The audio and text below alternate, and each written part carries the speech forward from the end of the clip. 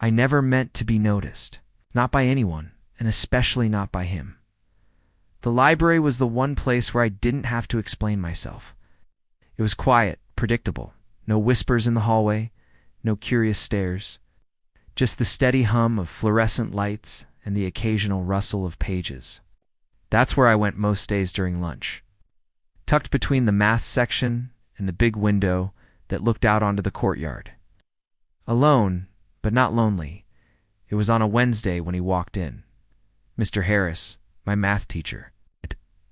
Tall, sharp-suited, always a little too confident. He didn't belong in a place like this. Too much life in his stride, too much light in his eyes.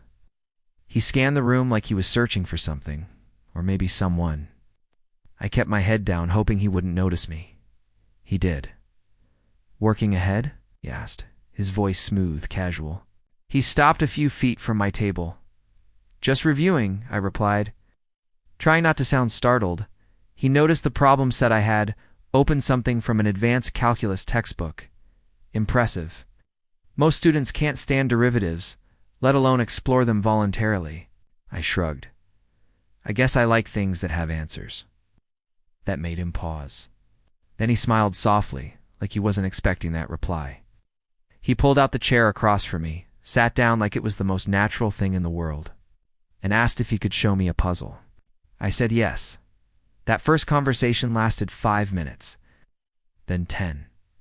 He was witty, clever, and knew how to make even the driest math concept sound like a mystery worth solving. I found myself smiling more than I wanted to. After that day, he started showing up more often. Never with an agenda. Just passing through, he'd say. Sometimes we talked, sometimes we didn't. He'd drop a quote from a book or ask me a theoretical question. The others didn't notice. Why would they? A teacher helping a student, that's all it looked like. That's all it was. But there was something else beneath the surface. A pause, too long. A glance that lingered. A moment where the silence felt louder than the words. I told myself I was imagining it, that it was nothing. It was just being kind. Teachers are supposed to be kind. Still, I started to come early, stayed a little longer. Just in case, there was no rule against talking, no lines crossed, no laws broken. But the heart doesn't wait for permission. It just starts beating louder when someone finally looks at it. And somehow, in that quiet corner of the library, mine had started to race. There's a certain kind of silence that only exists between two people who are pretending nothing is happening. By the 3rd week, I stopped pretending. Mr. Harris never said much about his personal life, but sometimes in quieter days he'd stay longer. Lean back in the chair across from me and let his guard down just a little. He once mentioned how exhausting it was to always be the one in control, the one expected to have all the answers. I listened. I always listened. I used to think teaching would feel different, he told me once, staring out the library window. But most days, it's like talking into a void. I don't think you're invisible, I said, before I could stop myself. He looked at me for a second, really looked at me. Neither are you. After that, I started noticing the little things. The way he laughed at even my worst jokes, how his sleeves were always rolled up, like he wanted to seem casual, approachable. The way his eyes would flicker toward me when he thought I wasn't paying attention. Then there were the touches. Small, fleeting. Once, when I handed him a pencil, his fingers lingered just a second too long. Another time, he placed a book beside me, and his hand brushed mine. No one else would have noticed. But I did. I tried to tell myself it was nothing. I'd grown good at that, talking myself down, rationalizing the irrational. But it was getting harder. One rainy afternoon, thunder echoing faintly through the walls, he arrived later than usual. His hair was damp, coat slung carelessly over one shoulder. He looked tired. "You okay?" I asked. He hesitated, then nodded. "Just tired of pretending I'm always okay." For a moment there was nothing but the sound of the rain against the glass. He sat beside me, closer than usual. Our shoulders nearly touched. Neither of us moved. Then he spoke again, his voice lower this time. "You're different. You see things other people don't." I didn't know what to say to that, so I didn't say anything. I just looked at him, and he didn't look away. Something unspoken passed between us. Not quite a confession, not quite a denial.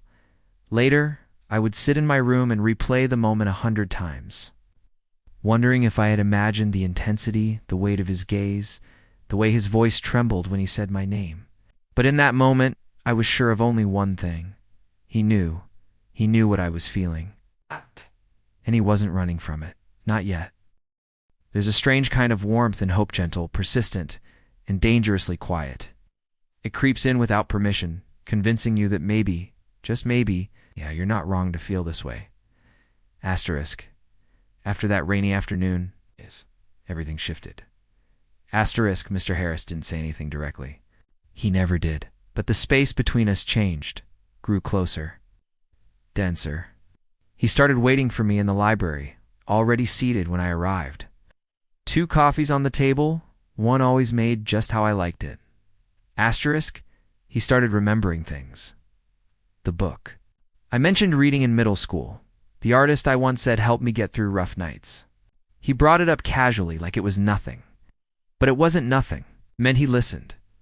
Asterisk, one afternoon, he pulled out a novel and read a line aloud. Some loves are impossible, but that doesn't make them less real. Then he looked at me. He didn't smile. He just watched me absorb the words like they were meant for me. Maybe they were. Asterisk, I wanted to say something, wanted to ask him what he meant. What we were, but the truth hung between us, unspoken and sacred. Neither of us wanted to break it. Asterisk, eventually I did speak. Not to him, at least, not directly. Asterisk, I wrote a note. Folded it into the back pages of his favorite math book. It wasn't a declaration, just a sentence. I think about you more than I should. Asterisk, the next day. He said nothing. No comment, no confrontation. But when he handed the book back, there was a slip of paper inside. No words. Just a pencil sketch of 2 hands nearly touching. It was enough. After that, we stopped pretending. Not openly. But our silences became louder. Our closeness more deliberate. He never touched me again, not in the way that left room for misinterpretation. But he didn't pull away either. Asterisk, one Friday, the library was nearly empty.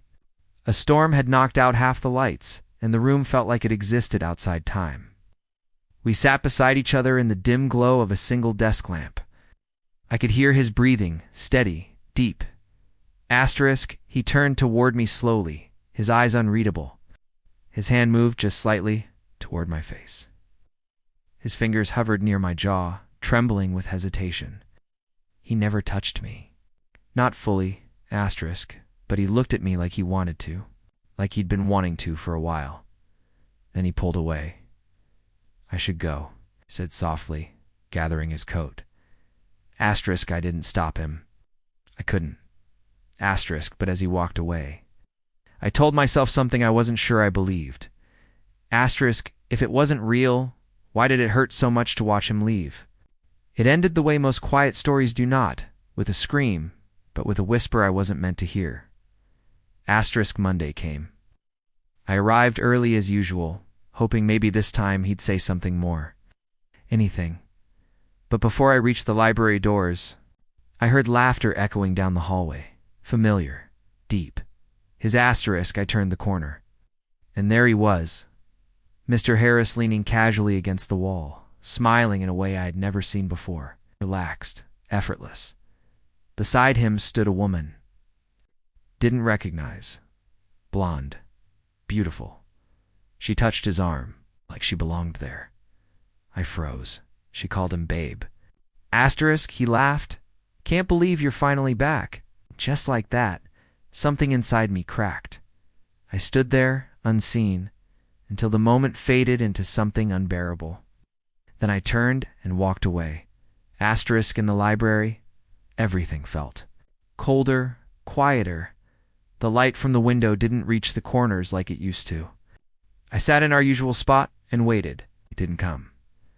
Asterisk, later that day I confronted him, not with anger but with confusion.